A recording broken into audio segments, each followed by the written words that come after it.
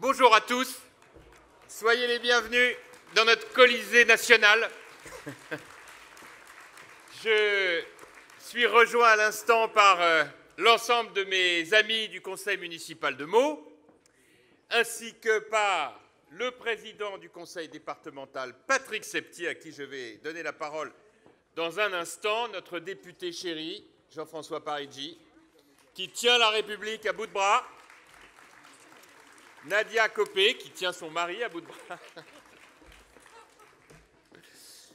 Et puis vous savez, j'oublie Pierre Cuypers, notre sénateur de Seine-et-Marne, spécialiste des questions agricoles. Et puis, vous le voyez ici, toute l'équipe municipale de Meaux rassemblée. Je vais dans quelques instants m'adresser à vous, j'ai plein de choses à vous raconter. Juste avant, je voudrais passer la parole à Patrick Septier. Patrick est le nouveau président du conseil départemental. Vous vous souvenez que l'année dernière, quasiment jour pour jour, nous accueillons ici Jean-Jacques Barbeau, qui malheureusement nous a quittés dans des conditions tragiques, quelques semaines seulement, après cette cérémonie de vœux. Patrick Septier, après Jean-Louis Thirier, qui a fait un bref intérim, est le nouveau président du conseil départemental. Et sans plus attendre, mon cher Patrick, je te cède la parole. Pardon. Merci. Merci, cher Jean-François. Bonjour à tous. D'abord, je voulais vous dire que j'étais très heureux d'être avec vous aujourd'hui à Meaux pour cette cérémonie des vœux. Et je peux vous faire une confidence. Quand j'ai été élu maire, il y a déjà un certain temps, en 1989, quand on parlait de Meaux, ben, ce n'était pas toujours, comment je pourrais dire, très positif. On parlait plutôt des difficultés qu'il pouvait y avoir. Et puis aujourd'hui, quand on parle de Meaux, l'image a complètement changé. C'est une ville dynamique, ambitieuse, avec beaucoup de projets. Comme quoi les élus locaux servent à quelque chose, Jean-François. Et quand on voit la transformation qui a été faite sur Meaux durant ces 20 dernières années, on peut féliciter les élus locaux de Meaux et toi personnellement pour tout ce qui a été réalisé. Parce qu'aujourd'hui, Meaux est une ville agréable, où il fait bon vivre. Et quand Meaux va bien, la Seine-et-Marne va bien. Bravo à vous.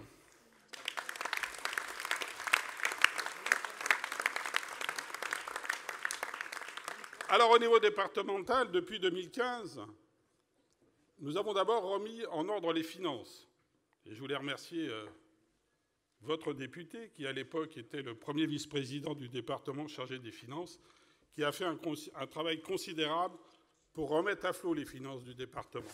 Parce qu'on peut avoir les meilleures idées du monde, si on n'a pas des finances saines, on ne peut pas les réaliser. Et ça nous a permis, lors du budget 2019, d'avoir une croissance de notre budget d'investissement de 19%, et ainsi de mettre en place des politiques ambitieuses. Et un mot regroupe ces politiques, c'est la solidarité. D'abord, la solidarité envers les personnes. Vous savez que c'est notre cœur de métier. C'est le handicap, c'est l'autonomie pour les personnes âgées, c'est le RSA, pour laquelle nous avions mis en place des politiques du juste droit, de Job 77. C'est des solidarités dans lesquelles nous allons faire, par exemple, à la MDS de Meaux, des travaux très importants. Ce sont aussi des politiques contractuelles qui permettent de développer les territoires au niveau des intercommunalités, au niveau des communes rurales. Ce sont les routes départementales que nous entretenons, que nous sécurisons. Et c'est par exemple la liaison Meaux-Roissy qui a été actée. Et donc, les études sont lancées. Et d'ici 2026, normalement, elle existera. Et c'est essentiel d'avoir de la mobilité. C'est l'éducation avec les collèges. C'est aussi le sport, la culture. Et bien sûr, nous aidons à Meaux les théâtres, par exemple, le sport de haut niveau. Et bientôt, la cité de la musique. Et puis, dans des territoires comme les vôtres, qui sont appelés à se développer, je souhaitais saluer la réflexion des élus locaux qui ont créé, alors c'est un petit peu technocratique, mais ce qu'on appelle l'interscot, c'est-à-dire des élus de différents territoires qui se mettent ensemble pour avoir une vision de leur avenir commun. C'est ça des élus locaux. Ils gèrent le quotidien, mais aussi il faut qu'ils anticipent pour l'avenir. Parce que la vie des gens ne s'arrête pas aux limites des intercommunalités. Il faut avoir une vision globale. Et je crois que c'est une expérience tout à fait innovante, tout à fait forte. Et bien sûr, le département soutiendra cette initiative qui fortifiera votre territoire. Et comme je le disais tout à l'heure, ce qui est bon pour Meaux, eh bien, le sera aussi pour la Seine-et-Marne. Alors en 2019, avec vos conseillers départementaux, Olivier, Jérôme, Sarah, nous continuerons à la fois d'être près des Seine-et-Marnais et des Seine-et-Marnaises, près des élus locaux et près des territoires, pour faire ensemble de Seine-et-Marne une terre de solidarité, d'ambition et de réussite. Bonne année 2019 à Meaux. Merci Patrick. Merci beaucoup, Monsieur le Président du Conseil départemental. Je ne l'ai pas encore cité, souhaiter aussi la bienvenue à notre sous-préfet, Monsieur Péot, qui représente l'État et que je veux saluer pour le travail qu'il fait avec nous. Il est sous-préfet d'un arrondissement qui est un des tout premiers de France. Et je voudrais quand même rappeler que, comme chef-lieu de cette sous-préfecture, il y a la première ville de Seine-et-Marne, cher Patrick, puisque Meaux a repris sa première place en termes de population devant nos amis de Chelles. C'est un petit jeu auquel on se livre de temps en temps. Et c'est un petit jeu auquel nous aimons bien gagner, en fait. Voilà. Bien, mes chers amis, moi je voudrais très simplement vous dire combien je suis heureux de vous retrouver. Vous êtes très nombreux ce soir dans ce Colisée magnifique qui a succédé à notre ancienne salle des fêtes, dont on a gardé en forme de clin d'œil le logo qui a été remis ici. Très heureux et puis aussi très touché de vous voir très nombreux. Parce que c'est vrai que cette cérémonie de vœux, on en fait beaucoup au mois de janvier. Enfin, celle de Meaux, elle est très particulière. Elle est très particulière parce que elle est l'occasion pour moi de vous retrouver avec mes amis du conseil municipal, avec nos amis du Pays de Meaux aussi, en particulier Régis Sarrazin, premier vice-président du Pays de Meaux, avec beaucoup de nos collaborateurs qui sont ici, et puis avec vous tous pour partager, certes, un moment de convivialité tout à l'heure, on va faire de la musique, on va même faire de la magie, vous allez voir, mais aussi une occasion pour moi, une chance pour moi, de partager avec vous un certain nombre de réflexions sur notre ville, sur le monde qui nous entoure. Et c'est vrai que j'ai à ce moment précis une pensée particulière pour mes amis élus, à qui je voudrais vraiment redire ma reconnaissance pour tout le travail qu'ils accomplissent pour vous, à mes côtés, depuis de nombreuses années, et je ne pourrais rien faire sans eux. Et je voudrais le dire parce qu'il y a des moments où on dit du mal des responsables politiques, on en dit même trop. À force, on en oublie qu'ils sont là pour porter de leur mieux le service de la démocratie, et à force de les piétiner, eh bien, on se rend compte que beaucoup d'entre eux n'ont plus envie de le faire, à un moment où, au contraire, la notion d'engagement est absolument majeure. Donc je voudrais leur dire ma reconnaissance, comme je voudrais aussi le dire à nos agents municipaux, qui sont les uns et les autres très engagés, qui font un travail fantastique dans un moment difficile pour que notre ville soit toujours plus belle, plus sûre, plus agréable à vivre. Et je vous demande à chacune et chacun d'avoir en tête que sans l'équipe qui nous entoure, nous ne pourrions pas faire tous ces petits miracles qu'on essaie de produire avec vous pour que notre ville soit toujours plus belle et qu'elle soit la ville de Meaux. Et pour nous, c'est quelque chose d'extrêmement important. Si je vous dis ça, c'est parce que si je devais partager une première réflexion, ce serait pour vous dire que moi, je suis très frappé du contraste qui existe entre les tensions de notre pays et je sais pas, la sérénité qui règne dans notre ville. C'est vrai que les tensions en France, elles sont réelles et que je pense que je ne serais pas tout à fait moi-même si je ne vous en parlais pas quelques instants. Pas du tout d'ailleurs dans une logique politicienne. Vous savez, j'ai pris beaucoup de champ par rapport à la politique politicienne, mais simplement parce que de temps en temps, c'est bien aussi de partager des observations de fond et de vous inviter aussi à y songer. D'abord parce que, en fait, ce qu'on vit là, c'est 40 ans, en fait. 40 ans de non-dit entre les Français et leurs dirigeants, notamment pour ce qui concerne les dépenses publiques et les impôts.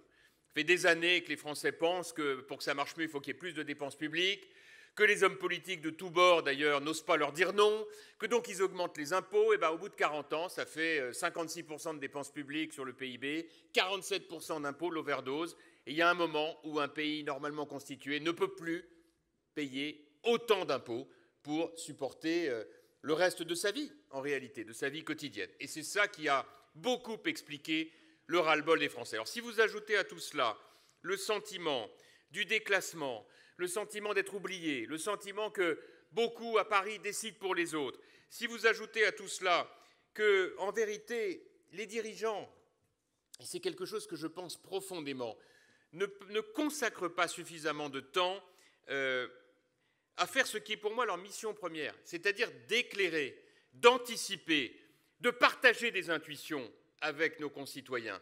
Parce que c'est ça aussi qui fait la grandeur d'un homme politique ou d'une femme politique, c'est de dire que le monde a changé et que les transformations du numérique et donc du digital, de l'intelligence artificielle et donc des conditions de travail et donc des modes de consommation, de la santé, de tout ce qui fait notre vie est en train d'être bouleversé.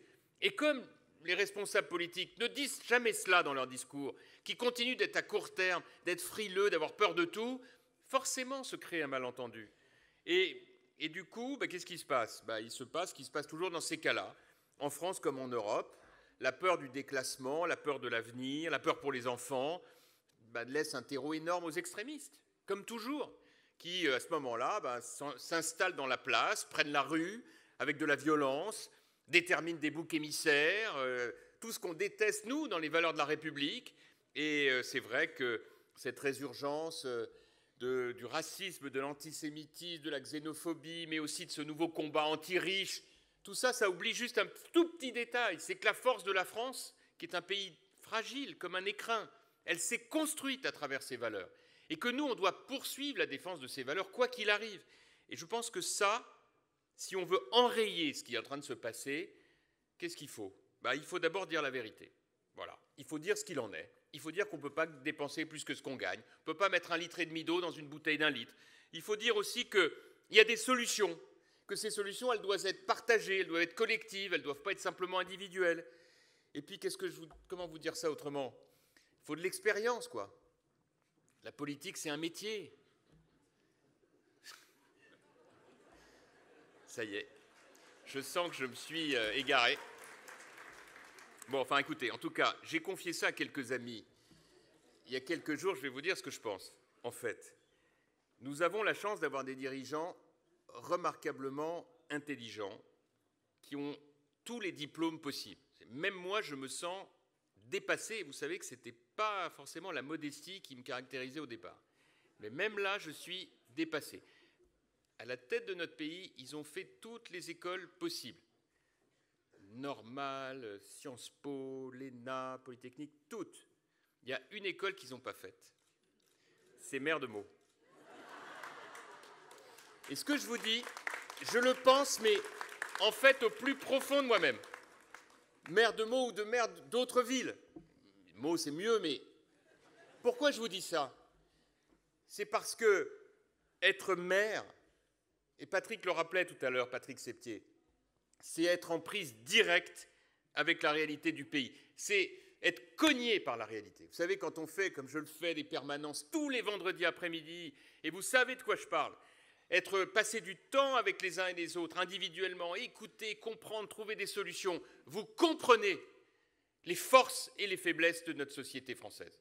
Les forces, il ne faut pas se tromper, on regarde toujours le verre à moitié vide, les forces, mais aussi les faiblesses. C'est vrai que quand on est maire, on est obligé de répondre. On a une obligation de résultat. Si vous ne répondez pas dans un délai rapide aux problématiques qui vous sont posées par vos concitoyens, ils ne vous gardent pas. Ils vous disent non, mais vous êtes gentil, mais on ne veut plus vous voir. On est venu 1 fois, 2 fois, 3 fois, il n'y avait pas de réponse, au revoir. Je ne dis pas qu'on dit oui à tout, évidemment, surtout pas, mais on essaye de trouver des solutions et on les partage et ça prend le temps qu'il faut et on ne lâche pas.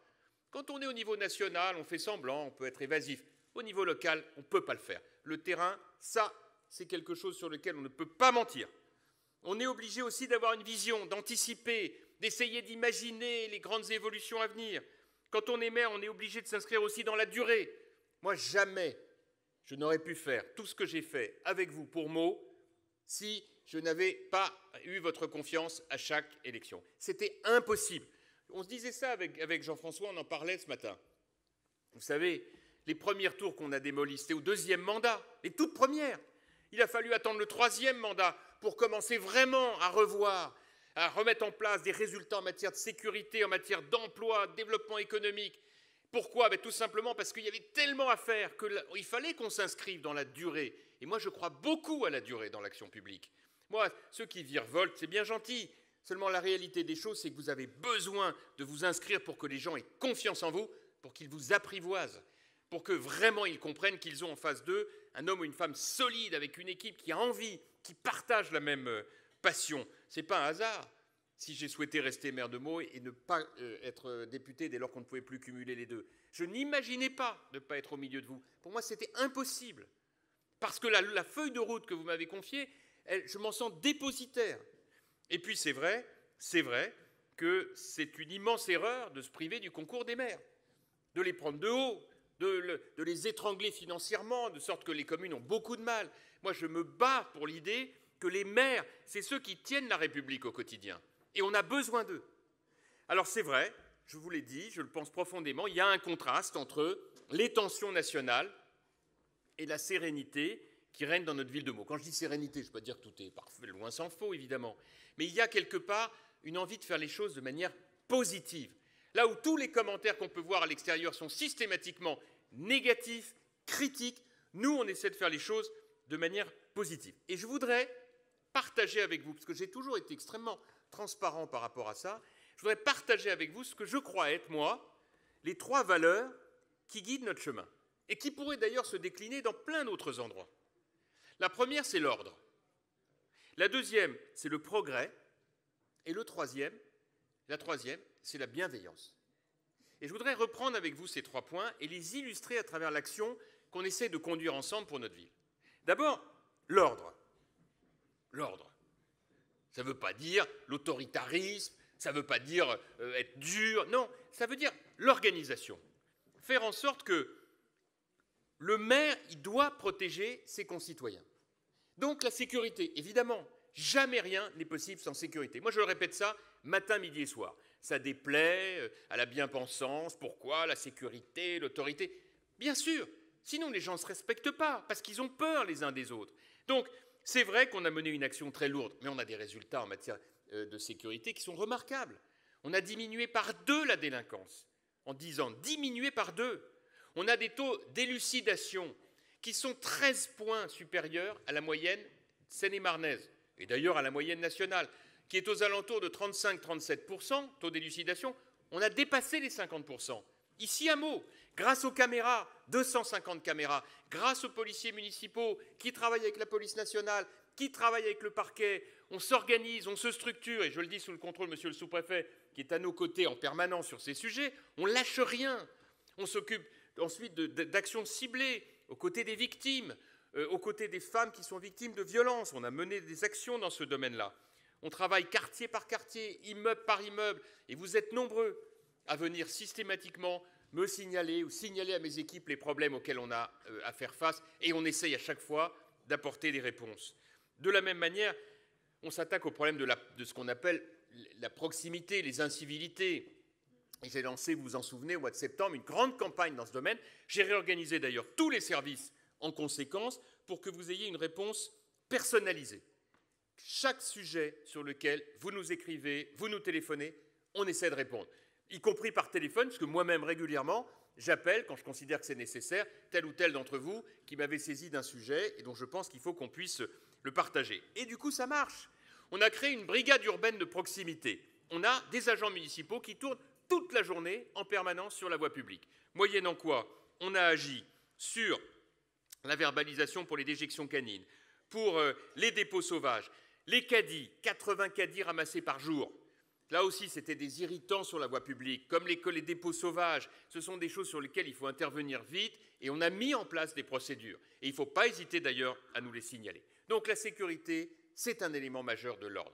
Mais quand je vous dis que le maire doit protéger ses concitoyens, c'est aussi dans les autres registres de la vie. La santé, par exemple. La santé est un sujet majeur, surtout dans un pays comme la France. Et je m'empresse de vous le dire, dans cette période où on dit beaucoup de mal de notre pays, n'hésitez pas à inviter ceux qui sont vraiment très récalcitrants à essayer de regarder ce qui se passe dans les autres pays. Ça calme, hein, je vous le dis. Et ça calme dans tous les domaines, y compris dans celui de la santé. Pour autant, nous, on doit moderniser les choses à Meaux. L'hôpital de Meaux.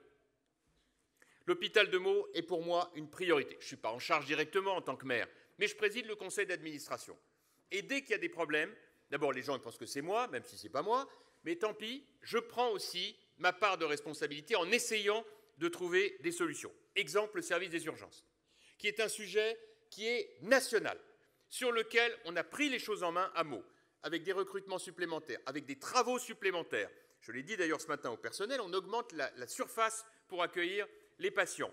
On va essayer de réduire le temps d'attente, qui est maintenant la priorité absolue. Et Dieu sait si c'est un combat qui est absolument indispensable. Mais des effectifs supplémentaires arrivent, 3 médecins supplémentaires, 3 infirmières, une aide-soignante. C'est juste pour vous dire simplement, ce sont des sujets sur lesquels il faut se battre, ne rien lâcher, malgré les difficultés, malgré les jours. On dit mais comment ça se fait que ça s'est passé comme ça, avec les récits qu'un certain nombre d'entre vous m'ont racontés aux urgences, inacceptable. Et c'est ça aussi qui m'a fait sortir de mes gonds.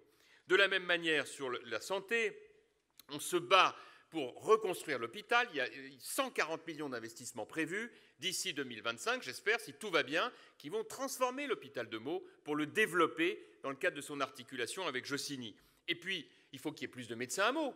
Et donc, qu'est-ce qu'on fait? On a ouvert le pôle médical du marché, on en ouvre un nouveau à Colbert, de telle manière qu'on puisse à nouveau avoir une médecine de ville qui accueille tous les patients de notre territoire. Pareil, puisque je vous parle de santé, il faut que je vous dise un mot d'alimentation. Je suis, mes amis le savent, un peu obsédé par les questions de santé et d'alimentation. Ça, c'est un truc, comme je suis un peu hypocondriaque, il y a des choses qui ne me vont pas du tout. L'alimentation des enfants, c'est prioritaire. Et il y en a un certain nombre de nos enfants à Meaux dont je sais que le repas à la cantine, il est souvent le repas le plus important de la journée. Il faut absolument que dans ce domaine, on soit au top niveau, on y travaille, de telle manière en particulier que l'alimentation soit de plus en plus bio, que deuxièmement, on mette en place un système pour qu'il n'y ait pas de perturbateurs endocriniens, et là aussi, ça fait partie des programmes que je veux lancer à compter de cette année, et on va même organiser des assises de l'alimentation, parce que là encore, les phénomènes d'obésité dont on entend parler, ce n'est pas de la littérature, c'est en train de toucher sérieusement notre pays, et moi je ne veux pas que Meaux en soit la victime. Alors, puisque je vous parle de protection, il faut évidemment que je vous dise que si le maire protège les citoyens, il doit aussi protéger l'environnement. Là aussi, c'est devenu obsessionnel. Je vous avoue d'ailleurs être un converti de la dernière heure. Moi, il y a 10 ans, je n'étais pas dans l'affaire, je lisais rien là-dessus. Depuis 10 ans, je pense comme beaucoup d'entre vous, j'arrête pas de lire là-dessus. Et bien maintenant, on se mobilise à fond. Mais, je voudrais juste vous dire une chose. On ne peut pas, nous, petits citoyens, se faire culpabiliser sur tout. Je m'explique. La taxe diesel, ce n'était pas du tout pour régler les problèmes d'environnement. C'était pour faire rentrer de l'argent dans les caisses. Il faut qu'on arrête de mentir. Parce que le numéro qui consiste à dire les méchants Français qui roulent en diesel, ça fait des années qu'on leur disait de le faire, polluent tellement qu'on va leur augmenter leurs impôts, on oublie juste un détail, j'étais ministre du budget, et Dieu sait si moi de mon temps j'ai veillé à ce que tout ça n'arrive jamais, en fait tout ça c'est pour remplir les caisses. Parce que si on veut une politique environnementale, on ne culpabilise pas, on réorganise le pays en conséquence. Par exemple, à Meaux, il n'y a plus une construction publique qui ne soit respectueuse des normes environnementales HQE. Plus une seule.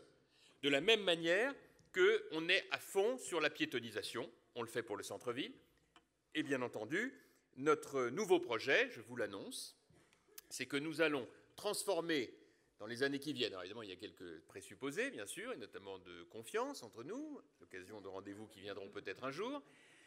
J'ai l'idée, et je sais être soutenu par mes amis, tous, de piétoniser la place de l'hôtel de ville, d'en faire un lieu, vous savez, le lieu des Meldois, voilà, où on se retrouve pour des grands événements, on ferait un parking souterrain, on piétonise, voilà. En fait, alors là, vous avez un truc de démocratie directe, là. Et je crois à ce projet. Je pense qu'on va lancer les études cette année, mais je pense que ça va considérablement renforcer l'attractivité de notre centre-ville en faisant cette place de l'hôtel de ville complètement transformée. De la même manière, puisque je vous parle de tout ça, évidemment, les vélos. Nous avons programmé 45 km de pistes cyclables, je vous l'avais annoncé l'année dernière, d'ici la fin 2020. L'énergie, la géothermie, vous le savez, mais maintenant, on y ajoute 10 hectares de panneaux solaires, qui produira l'équivalent de la consommation électrique de 7200 habitants. Enfin, sur les espaces verts, on met le paquet. On se moque beaucoup de moi avec mes 4 fleurs. Nel en sait quelque chose. Pourquoi est-ce que je me bats pour ce qu'on les garde, les 4 fleurs? C'est le grade le plus élevé. Tout simplement parce que c'est une marque de fabrique. Et moi, je veux que Meaux soit connu pour être désormais une ville, et Patrick Septier, très gentiment tout à l'heure, faisait observer qu'on ne disait pas toujours ça de Meaux autrefois. C'est un peu vrai.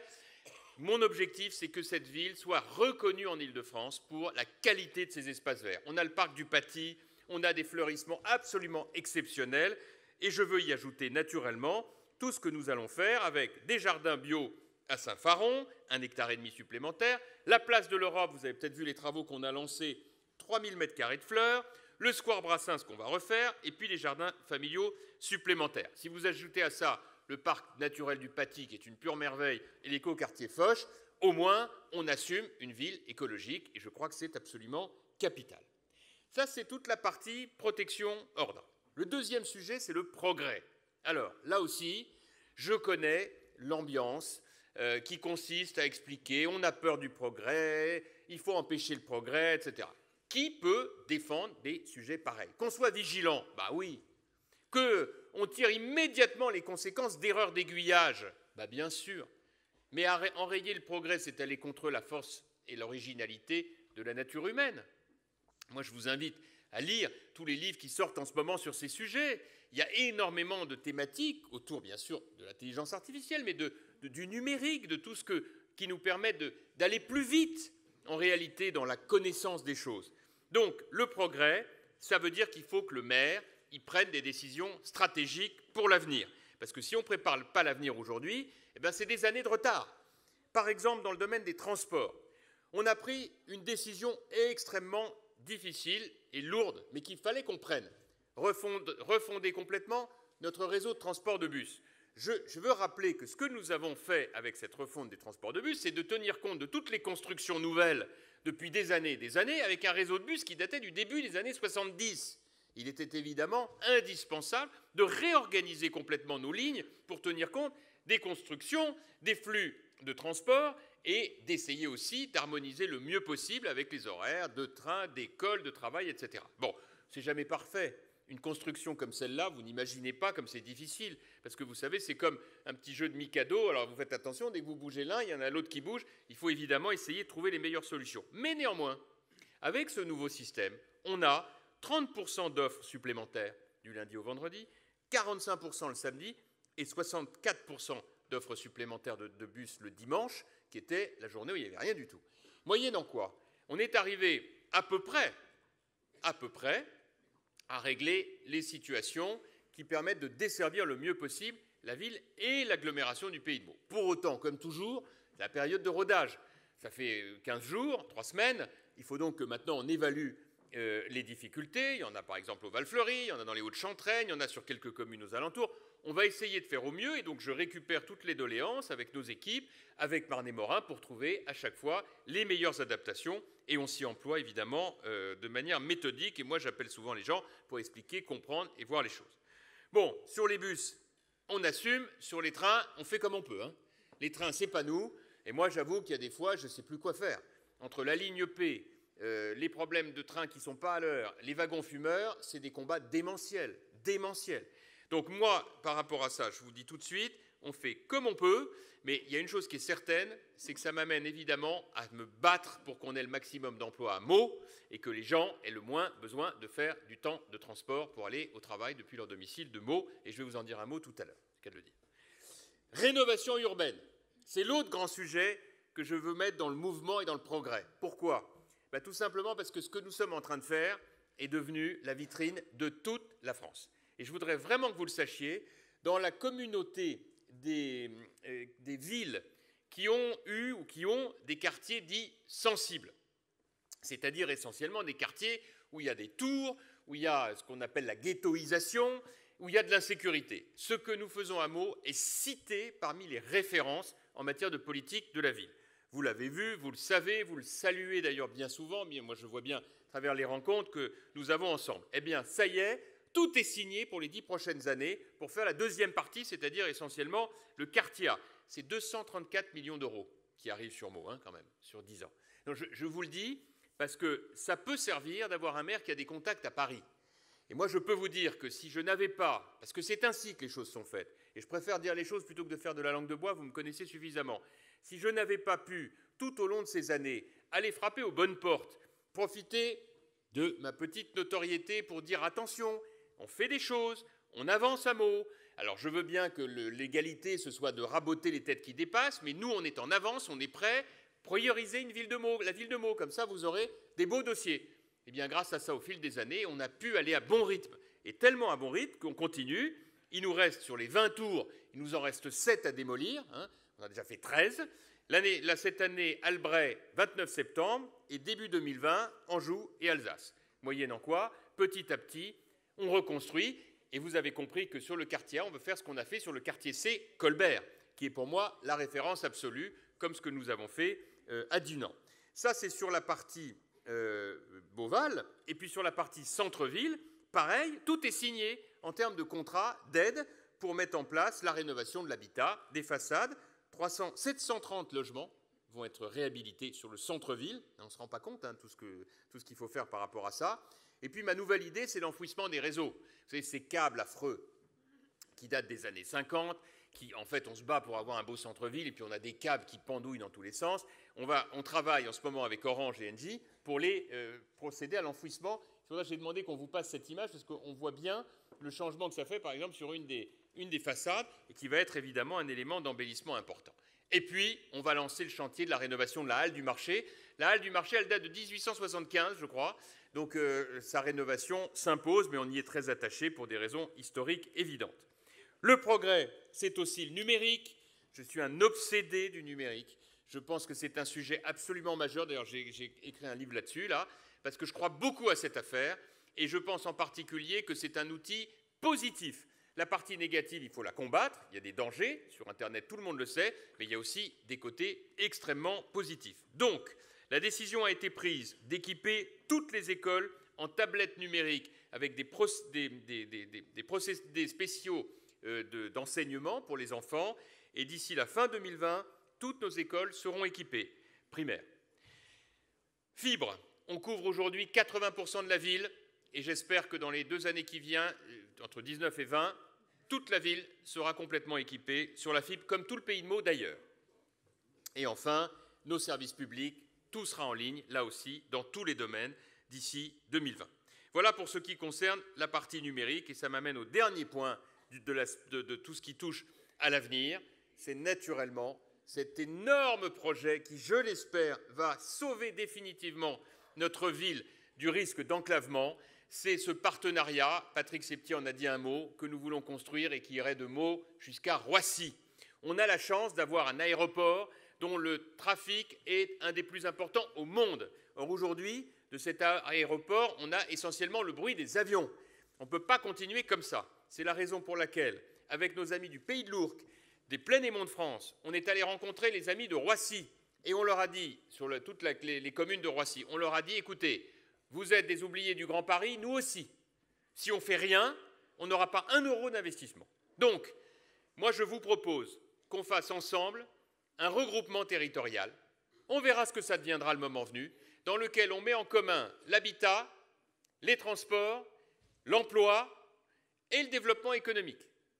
Et ainsi, l'objectif, c'est que sur nos terres du Nord Seine-et-Marne, nous puissions récupérer un maximum d'entreprises dans le domaine aéroportuaire, avionique, aéronautique, sous-traitance, logistique, pour un maximum d'emplois, pour permettre de ne pas passer son temps, quand on va travailler dans les transports en commun pour aller à l'autre bout de Paris, mais pour rester dans notre secteur et ainsi profiter pleinement de la qualité de la vie. C'est un défi énorme, énorme. Il y a 1 an, quand j'en ai commencé à en parler, tout le monde se moquait de moi, tu n'y arriveras jamais. D'ailleurs, je faisais peur à tout le monde. 1 an après, nous avons constitué le groupement d'intérêt public, le conseil d'administration est installé, on commence à travailler, on a lancé les études. Dans 1 an, si tout va bien, nous aurons acté le principe de ce regroupement et nous le soumettrons à la population. Et ainsi, nous verrons si nous sommes en situation de pouvoir ensemble créer ce territoire qui va nous permettre de tenir tête au Grand Paris et d'avoir notre propre logique de développement et ainsi finaliser ce que je crois être l'élément majeur de la reconstruction de notre ville. On avait fait les fondations, on a fait la maison, et bien maintenant on essaie de voir comment cette maison peut prospérer pour le plus grand bonheur de chacune et chacun des habitants de Meaux. Voilà le grand projet sur lequel nous allons maintenant nous engager. Alors, je vous ai dit l'ordre, je vous ai dit le progrès. Je voudrais maintenant, pour finir, vous dire un mot de bienveillance. Pourquoi? Parce que j'en ai marre que les gens se tapent dessus. Parce que j'en ai assez que dans les relations humaines, on consacre autant d'énergie à trouver ce qui ne va pas chez quelqu'un au lieu d'essayer de tirer le meilleur de lui-même.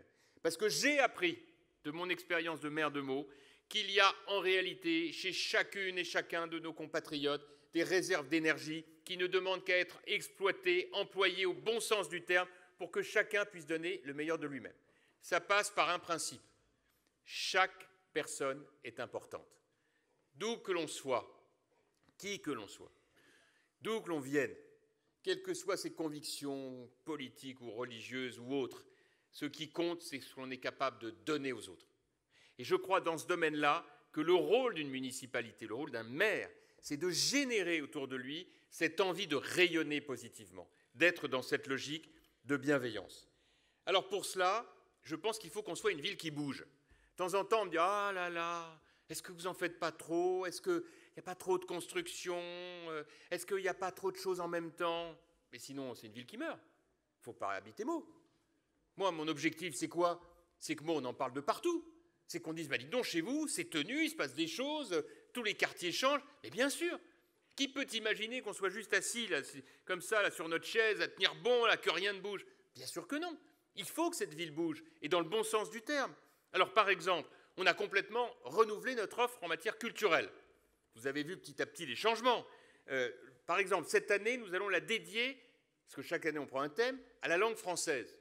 C'est quoi cette idée maintenant que la langue française, c'est pas important? Que l'orthographe, c'est pas important? Que maintenant, ce qui doit déterminer les critères d'écriture, c'est les SMS? C'est absurde qu'il y ait besoin de dire rapidement un truc par SMS à l'un de ses enfants qui a oublié quelque chose à la maison pour la énième fois. Bien sûr, mais ensuite, la vérité, c'est la force de notre langue, c'est la connaissance de ses mots, de ses phrases, de ses auteurs. Nous sommes la ville de Bossuet. Donc, je souhaite que nous puissions dédier cette année à la langue française à Meaux à travers un certain nombre d'événements. Par exemple, on a fait un salon du livre jeunesse qui a été un succès formidable la semaine dernière. On va le développer de manière énorme d'ailleurs. La décision, elle a été prise. On va organiser des concours d'éloquence, des improvisations théâtrales. On organise la dictée de mots, un quiz des grands auteurs, et pour toutes les générations, hein. Pas que pour les jeunes, hein. Tout le monde va y jouer. Hein.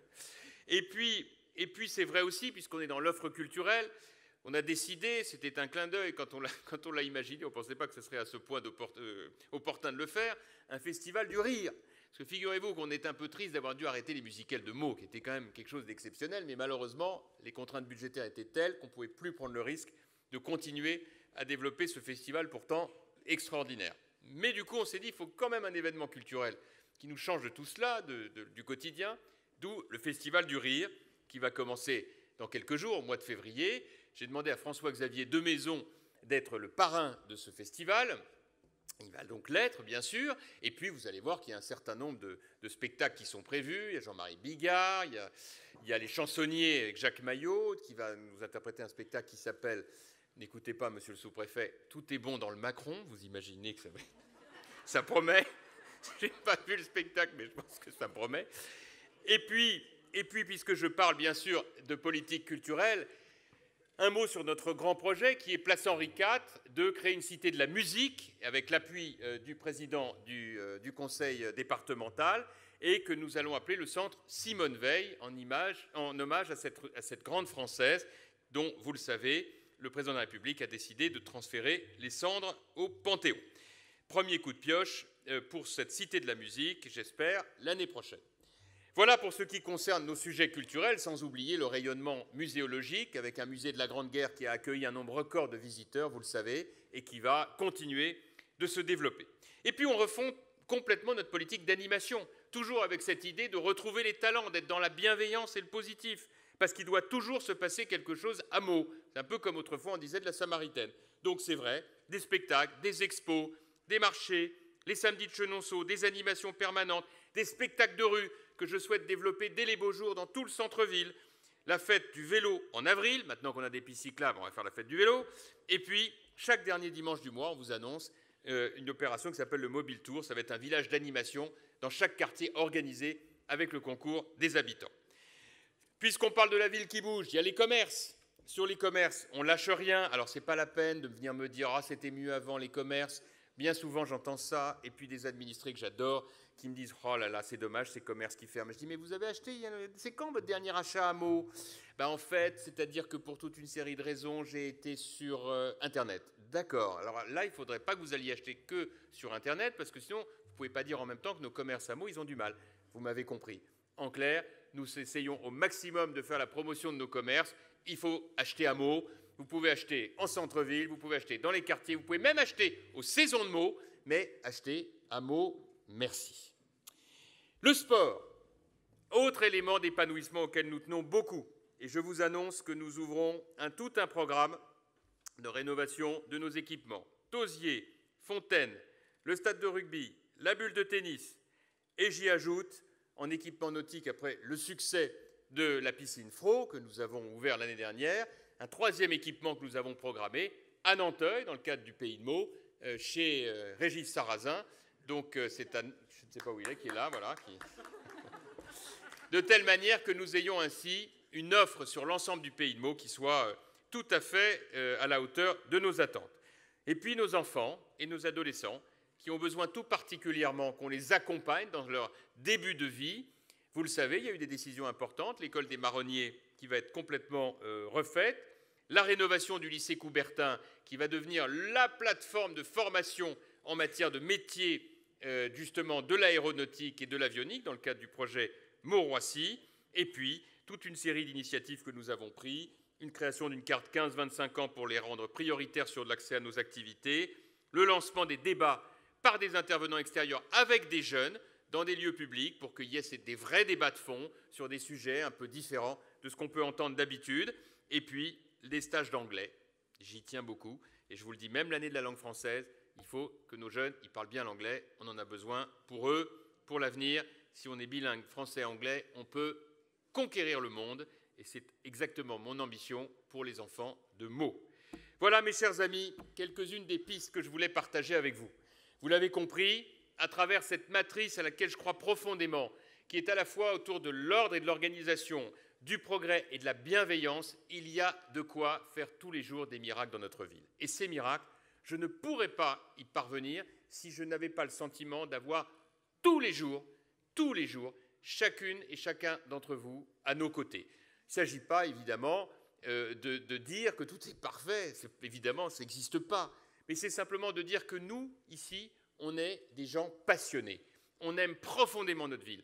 On aime donner le maximum pour elle, partout où c'est possible, de telle manière que l'on serve d'exemple à ceux qui, justement, sont en recherche d'idées nouvelles. Et cette passion que nous partageons avec vous, on la partage d'autant plus que, quelque part, à ceux qui disent « Vous savez, la politique, il ne faut pas attendre de reconnaissance », ben moi, je vais vous dire une chose. Jamais je n'aurais pu faire tout ce que j'ai fait dans ma vie politique depuis toutes ces années si je n'avais pas senti en permanence votre soutien total. On l'a vu dans les moments heureux, bien sûr, mais on l'a surtout vu dans les moments difficiles. Et comme vous le savez, il y a quelques années, j'en ai traversé quelques-uns, et jamais je n'aurais pu les traverser avec une telle force, en fait, sans le soutien de Nadia, de mes amis élus et des Meldoises et des Meldois. Et pour moi, ce n'est pas juste un effet de style que je vous dis là, c'est ce que je pense profondément. On est dans la dernière année de ce mandat, je n'ai donc par définition rien d'autre à vous dire que simplement merci. Simplement vous dire que rien n'aurait été possible et ne serait possible si vous n'aviez sans cesse été à mes côtés, quel que soit ce que vous pouvez penser par ailleurs, ce que vous pouvez voter par ailleurs. Mais je sais qu'il y a ça entre nous, le fait d'être de Meaux et ensemble de tout faire pour notre ville. Alors pour toutes ces raisons, je voulais vraiment vous dire ma reconnaissance, vous souhaiter une très belle année, que vous soyez les uns et les autres assurés que si vous avez le moindre problème, si vous pensez que je peux vous être utile, je serai toujours là pour vous. Et qu'en tout état de cause, soyez les uns et les autres heureux, bienveillants et surtout fiers d'être les habitants de la ville de Meaux. Merci beaucoup et bonne année à vous.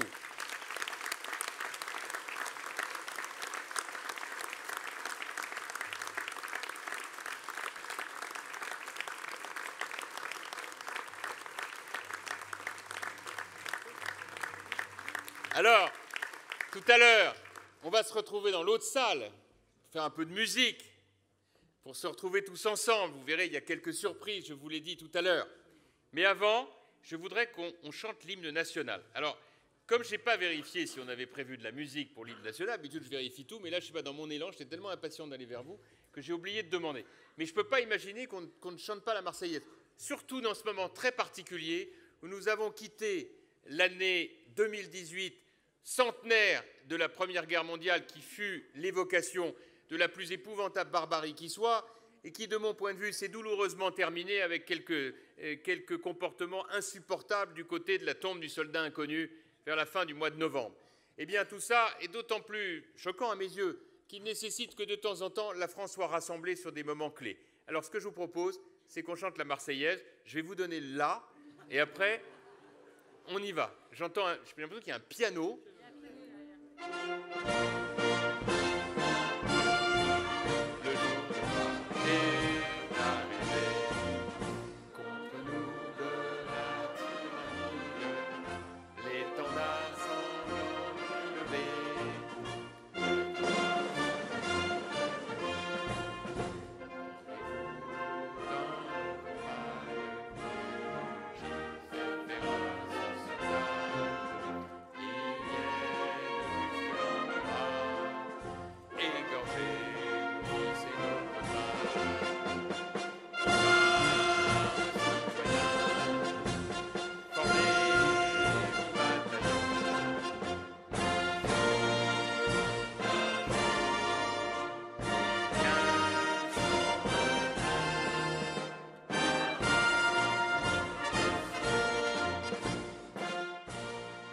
Merci à vous tous, bonne année 2019 et je vous invite à boire le verre de l'amitié.